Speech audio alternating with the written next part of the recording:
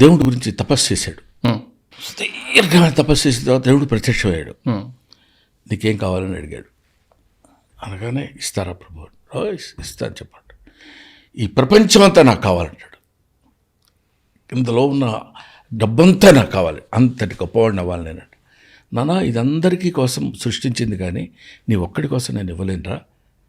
నీకు అడిగావు కాబట్టి నీకు ఒకటి ఇస్తున్నాను. నువ్వు మార్నింగ్ లేచిన దగ్గర నుంచి ఈవినింగ్ వరకు 6 గంటలకు బయలుదేరితే మళ్ళీ తెల్లవారి 6 గంటల వరకు నువ్వు ఎంత ప్రదేశాన్ని అయితే చుట్టొస్తావో ఆ ల్యాండ్ అంతా నీదే, తీసుకో అని చెప్తాడు.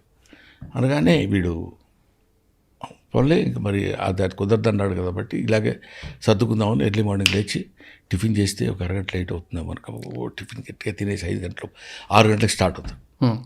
వెళ్తుంటాడు 100 ఎకరాలు 200 ఎకరాలు 500 ఎకరాలు ఈ కొంచెం ఇటు నుంచి ఇటు వెళ్తే తప్ప అని మళ్ళీ ఆ గమ్యం చేరటానికి గోల్ చేరాలి కదా.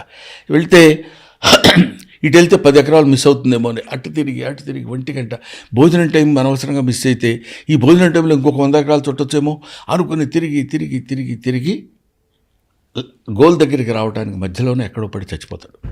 బికాస్ అంటే బాడీలీ మెంటల్లీ ఇంకా హీ కెనాట్ వాక్, రన్ కాదు, వాకింగ్ బ్రిస్క్ పోయి వాకింగ్ పోయి నీరసంగా నడవలేని స్థితిలో పడి చచ్చిపోతాడు.